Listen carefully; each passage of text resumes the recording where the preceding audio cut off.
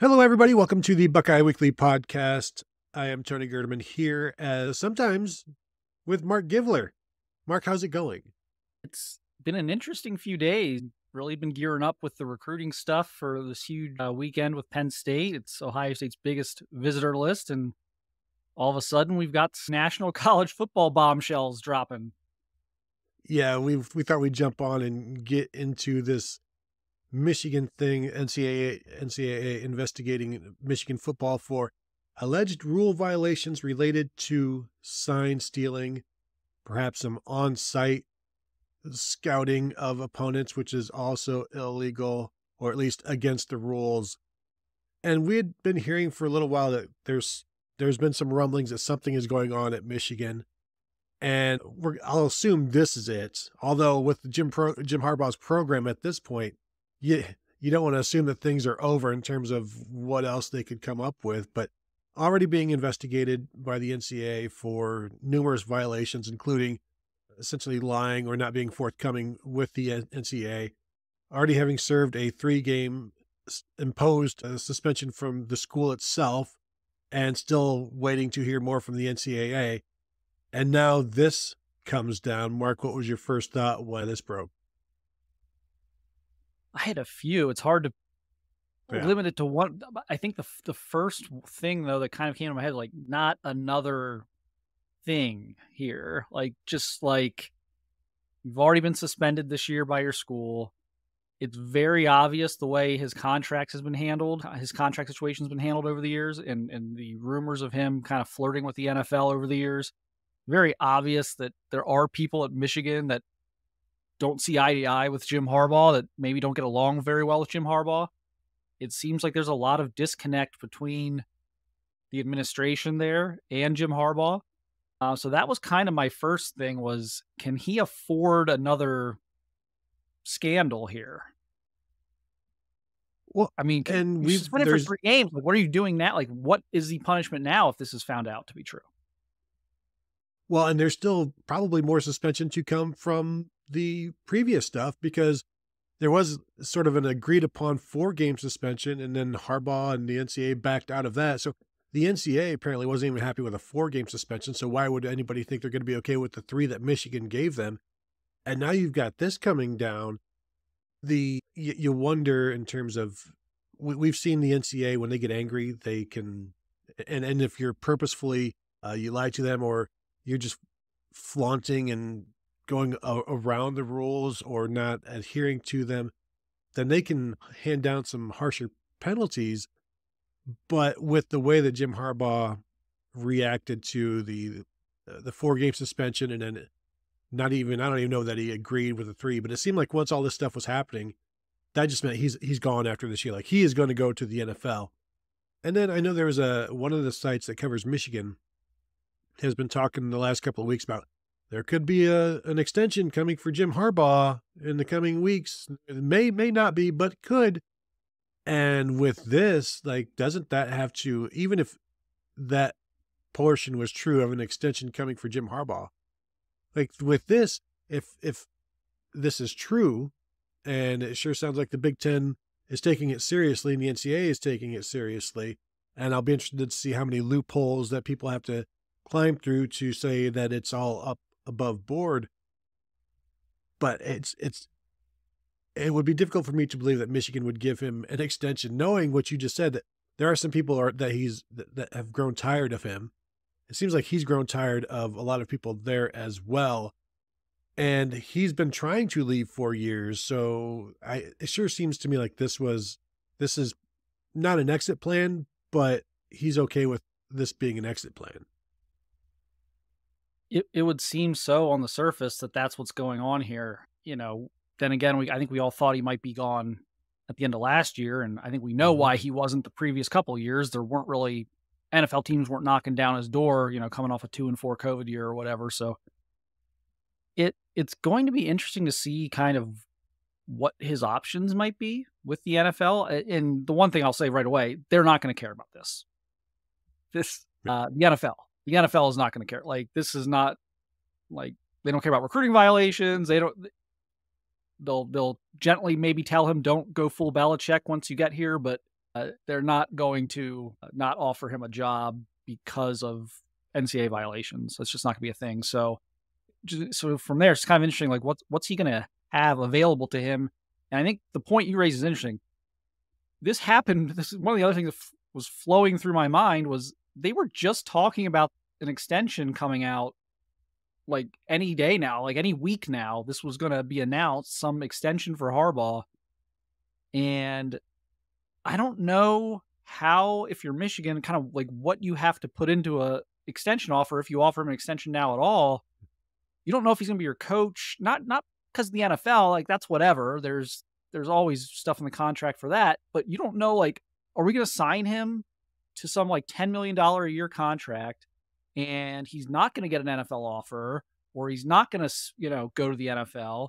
And then we're going to get hit with, sanctions, and we're going to get hit with suspensions for Jim Harbaugh. And then what? It just creates a mess where you don't know if the contract extension you're going to sign now could be totally could blow up in your face. We laugh about like the Mel Tucker extension. That took like 12 months to blow up Michigan State's face. This could blow up in your face like instantly if this goes sideways for them. Well, and I imagine at this point, if there is an extension, the lawyers are going back over it to add some NCAA violation stuff. And then if it gets too accusatory or too like, you shouldn't be putting this stuff into a contract about me. I'm Jim Harbaugh. I'm clean cut. Like, if it has all of these clauses in it, then it might be something that he's like, that's an insult to me because I'm Jim Harbaugh and I do things above board. And it's like, well, the evidence has shown that the NCAA disagrees. So, or at least other people disagree and they've brought the NCAA in. That's another interesting thing because Greg Schiano is mentioned during the halftime interview of the Michigan game. Rutgers head coach Greg Schiano said there's some things going on. They need to just, he was being, I don't remember the exact words, but just like there's some things that are going on that he's not happy with. And it was an odd conversation at the time. Now it makes a lot more sense. And my thing is, if you are going to steal signs from Rutgers, like if you have to steal signs from Rutgers, it's one of these things that you lie little, lie big.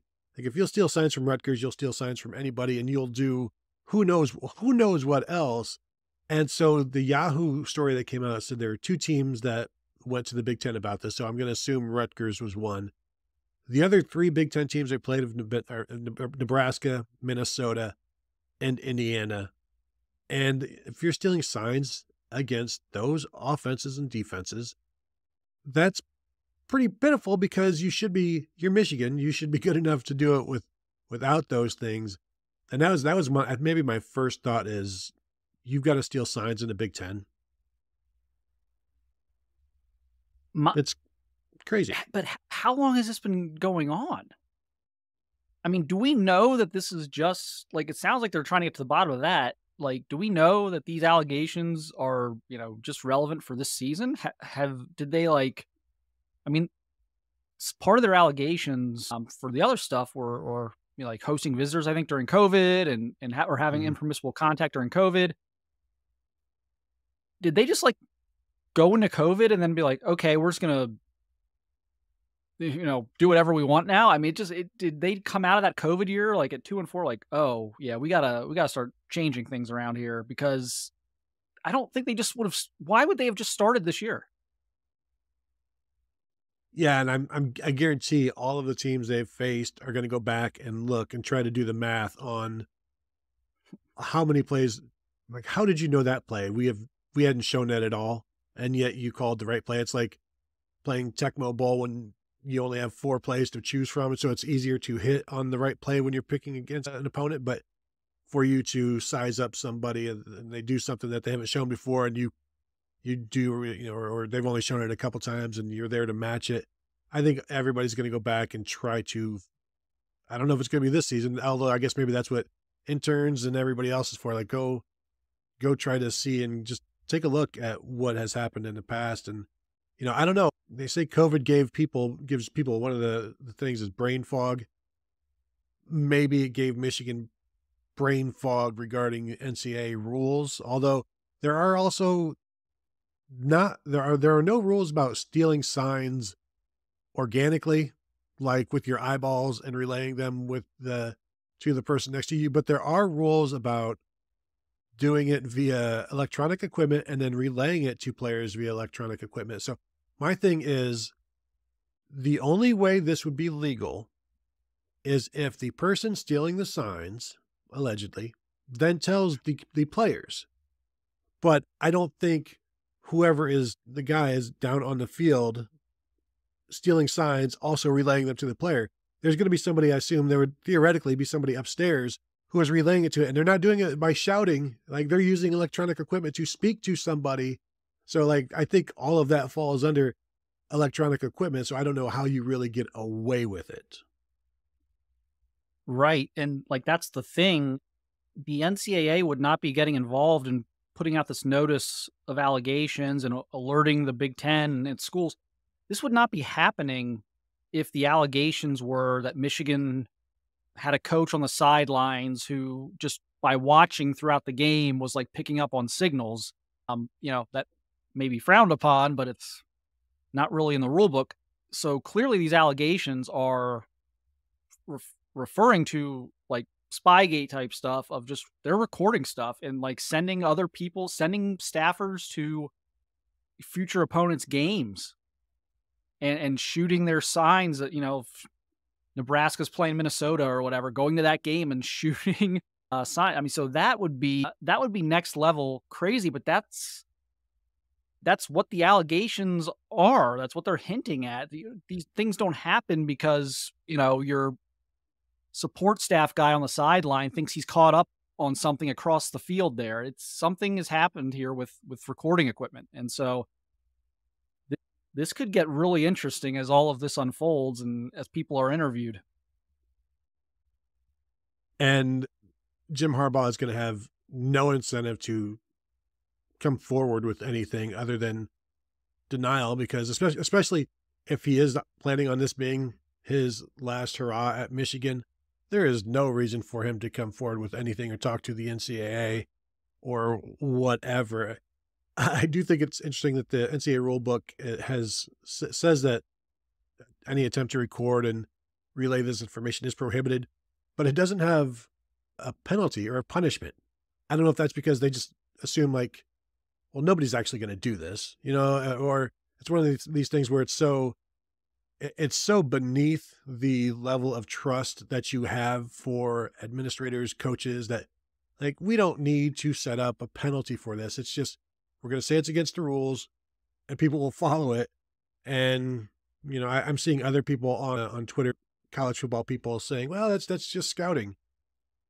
And this is next level scouting. This is like you said, NFL kind of scouting that costs you a first round pick if you get caught. So I don't know what it would cost Michigan.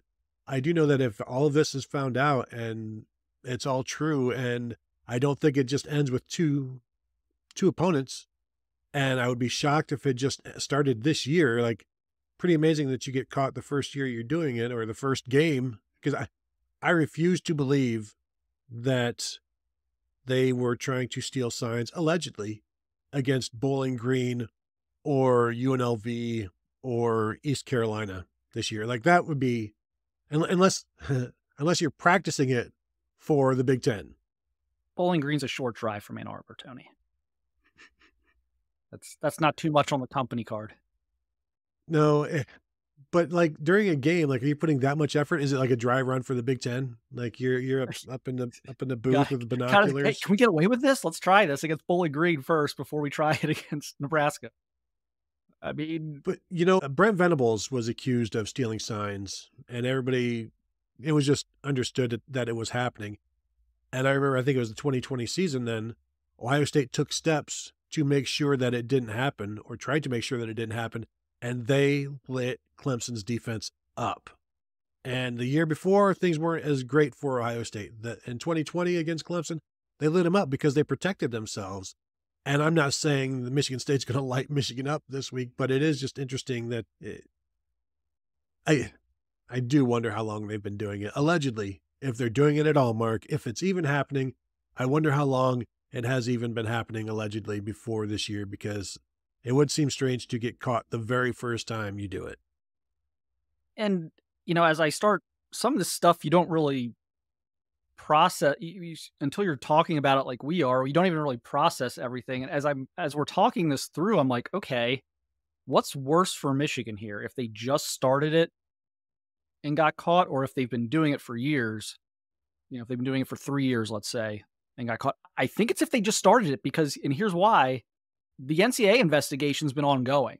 So if you're in the middle of an NCAA investigation and one thing you do is like, we're going to start illegally filming our opponents, like, if you started it already, it's kind of like, oh, it's in the past, like, you were doing all these different things wrong that the NCAA doesn't like, and so they'll hit you for it. But like, if you were alerted that you were being investigated by the NCAA, and then one of your responses to that investigation was to then start illegally filming opponents, they're going to throw the book at you. The NCAA is kind of toothless these days, but there's still we're in that point where they can get it under the gun and get somebody before this all goes to hell in the next few years, as far as the governing bodies of college football. And if there's one thing I know about the NCAA, just covering the Jim Tressel thing, if they don't like you, if they suspect that you've lied to them, if they suspect that you're cheating and have routinely been able to get away with it, they will throw the book at you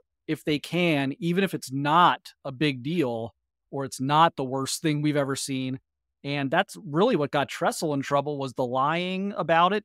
They had him dead to rights on the email. And again, talking to people at the time, I was kind of asking, like, is this really like a big deal? And obviously now, as we look back on it, given what we've kind of seen, it's kind of not. But the NCAA, there were people at the NCAA who were still there when Tressel was being investigated when he was at Ohio State, who investigated him when he was at Youngstown State, the whole Ray Isaac situation at Youngstown State, which would be a totally different pot. I'm not going to just Google that if you I'm not going to derail this, but he basically got away with that.